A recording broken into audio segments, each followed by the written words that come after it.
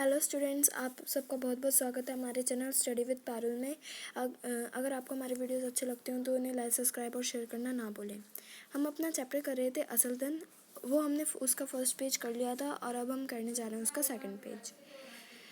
असल धन में अब तक हमने क्या पढ़ा था कि एक दारा नाम का एक चरवाहा होता है। वो बहुत गरीब और निर्धन होता है और उसके पास पहनने के लिए कपड़े भी नहीं होते हैं और वो बहुत बुद्धिमान होता है। उसकी चर्चा गांव से बहुत लोग आपस में बात कर कर के उसकी बुद्धिमानी की चर्चा बहुत दूर दूर तक पहुंच रही थी और वो इतना बुद्धिमान था कि ऐसा कोई प्रश्न ही नहीं था कि वो उसे सुलझा ना सकता हो। अब आगे है, ऐसी कोई समस्या नहीं जिसे वह सुलझा ना सके। अभी मैंने आपको बताया ऐसी कोई भी समस्या नहीं थी जिसे दारा सुलझा ना सकता हो।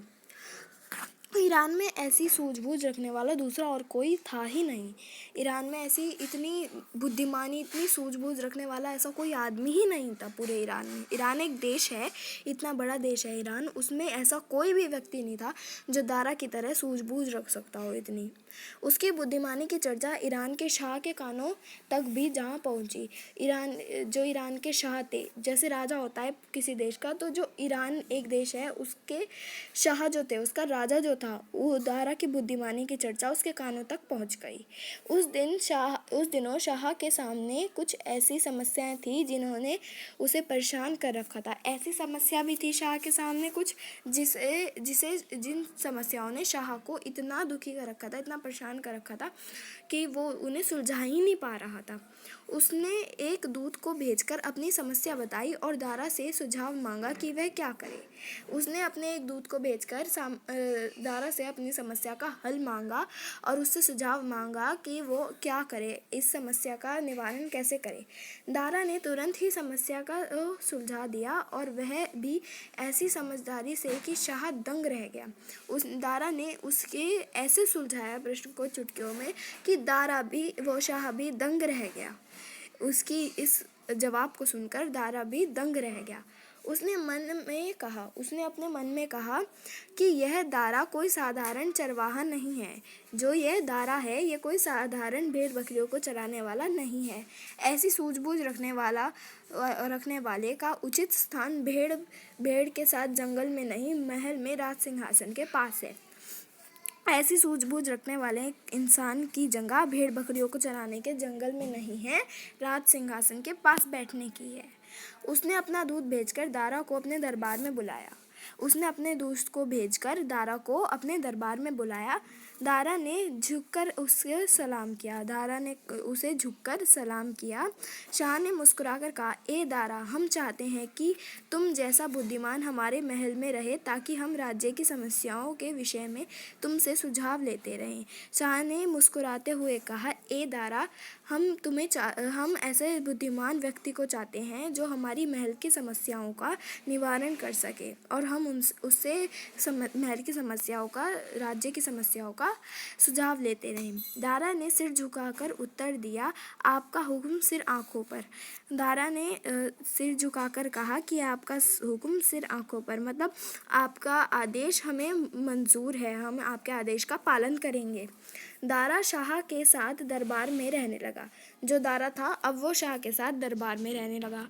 शाह उसकी बातों से इतना प्रभावित हुआ कि दारा के बिना एक क्षण भी उसका मन नहीं लगता था और दारा की बातों से शाह इतना प्रभावित हुआ कि उसका दारा के बिना एक पल भी मन नहीं लगता था। वह कोई भी काम उसके सुझाव के बिना नहीं करता था। जो कोई भी काम हो, शाह उसके सुझाव के बिना बिल्कुल भी नहीं करता था। वह हर समय उसे अपने साथ रखता और दरबार में उसे राज सिंहासन के पास ही बैठाता था। वो दारा को हमेशा अपने पास दरबार में रखता और दरबार में राज सिंहासन के पास ही उसे बिठाता था और कोई जगह नहीं बिठाता था, बस और राज सिंहासन के पास ही बिठाता था वह दारा को। जैसे जैसे शाह के दरबार में उसका सम्मान बढ़ता गया, वैसे वैसे दरबारियों के मन में उसके लिए जलन बढ़ती गई। जैसे जैसे दरबार में उसका सम्मान बढ़ता गया। जैसे दरबार में उसका सम्मान बढ़ता गया, जैसे कोई भी समस्या का हल करता था, हर समस्या का वो हल निवारण करता था, तो उसका सम्मान दरबार में उतना ही बढ़ता गया। और जैसे हम कहते हैं ना कि जैसे हम किसी क्लास में हमारे कोई बच्चा है, वो बहुत होशियार है, तो मैम हमेशा उसकी तारीफ़ करती, हमेशा उसे आगे बिठाती या कुछ भी करती, तो और बच्चे उससे जलते कि कहीं नहीं पढ़ता है ज़्यादा, कुछ भी नहीं है। तो ऐसे दरबारी उससे चिढ़ने लगे कि ऐसा तो ये बहुत बड़ा भी नहीं है।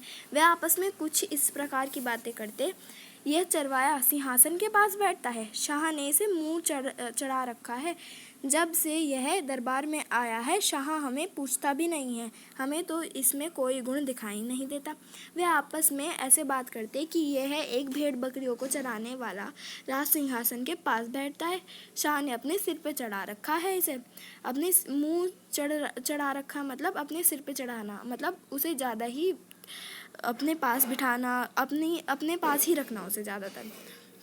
जब से ये दरबार में आया है, शाह हमें पूछता भी नहीं है। जब से ये दरबार में आया है, शाह तो मतलब हमें देखता भी नहीं है, हमें कुछ कहता भी नहीं, हमसे पूछता भी नहीं है कुछ, हमें तो इसमें कोई गुण दिखाई नहीं देता।